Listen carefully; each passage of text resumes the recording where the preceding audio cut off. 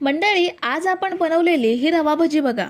बाहेरून कुरकुरीत, आतून जाळीदार सॉफ्ट अशी ही भजी आपण फक्त 1 वाटी रव्यापासून बनवून घेतली आहे. ह्या भजीसोबत खाण्यासाठी आपण चटपटीत चटणी सुद्धा बनवून घेणार आहोत.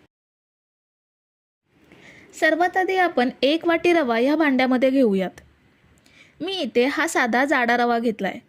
तुमच्याकडे बारीक रवा असेल तर तो सुद्धा तुम्ही घेऊ शकता. त्याच वाटीने पाव वाटी एवढा मैदा घेऊयात. अगदी 2 ते 3 चमचे होतील एवढाच मैदा आहे. चवीनुसार मीठ घेऊयात आणि पाव चमचा खायचा सोडा घ्यायचा आहे.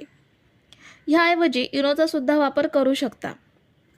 हे सुकं साहित्य आपल्याला मिक्स करून घ्यायचं आहे. आपण हे छान मिक्स करून घेतलंय. आता ह्यामध्ये ज्या वाटीने रवा आणि मैदा घेतला त्याच सेम वाटीने 1 वाटी दही घ्यायचं आहे. आता दही यामध्ये चांगलं मिक्स करून घेऊयात. दही इथे फ्रेश घ्यायचं आहे. शक्यतो आंबट दह्याचा वापर करायचा नाहीये.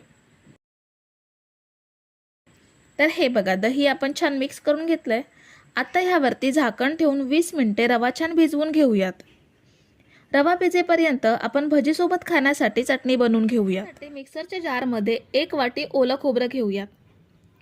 अर्धी वाटी कोथिंबीर स्वच्छ धुवून कापून घेऊन ती ॲड केली.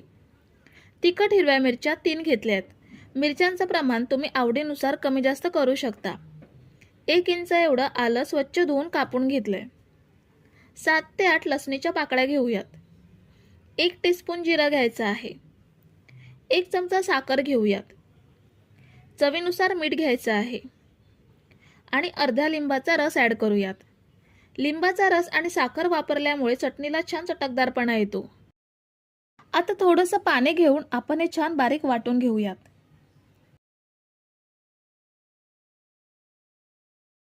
हे बघा, आपण मस्त चटणी बनवून घेतली आहे. छान बारीक वाटली गेली आहे. आता आपण ही एका बाउलमध्ये ट्रान्सफर करून घेऊयात.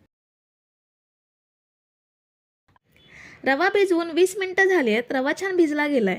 आता ह्यामध्ये एक बारीक चिरलेला कांदा ॲड करूयात. त्याचसोबत 2 ते 3 तिखट हिरव्या मिरच्या बारीक कापून त्या ॲड केल्या. 1 इंच आलं बारीक कापून ते घेतलं. थोडीशी कढीपत्त्याची पाने बारीक कापून ती ॲड केली. अर्धा चमचा जिरं घेऊयात आणि थोडीशी बारीक चिरलेली कोथिंबीर ॲड करूयात.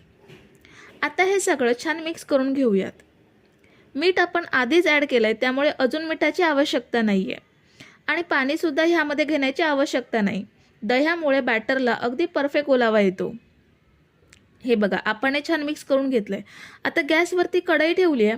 त्यामध्ये भजी तळण्यासाठी तेलसुद्धा घेतलंय. तेल अगदी परफेक्ट गरम झालंय. ह्यामध्ये भजी सोडूयात.